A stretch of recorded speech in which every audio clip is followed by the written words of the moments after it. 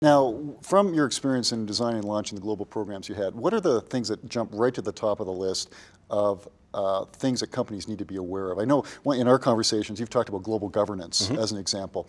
What is global governance, and why is it important? It's a fancy way of designing the sandbox that the global customer experience plays in. So the governance structure of any program says, who are my customers inside that customer experience? What am I going to produce? Who am I going to serve? The governance structure says, who gets a vote? Who contributes funds into that global customer experience strategy and program? It defines the framework and the foundation for how you manage that living, breathing customer experience strategy going forward. Typically, launching a global CX program is a 5 to 7 year lifespan.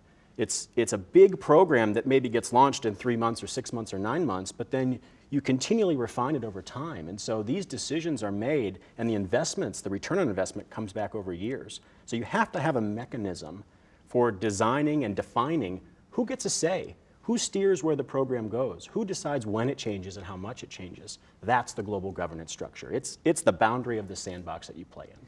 Now, from your experience, does that go smoothly, or are there some contentious issues that often come up and someone's got to break the tie, or what happens there? I think over the last 8 years of doing global programs, the reality is there's contention.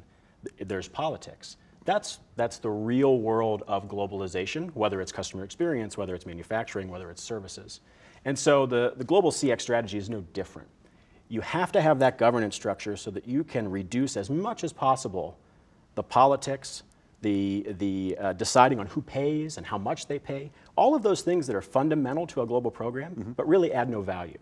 You need to reduce those so that you can then decide or focus on what should the customer have? What does the customer need from me across the world in 100 countries in 60 languages? How can I better serve the customer? The more time spent on that, the better.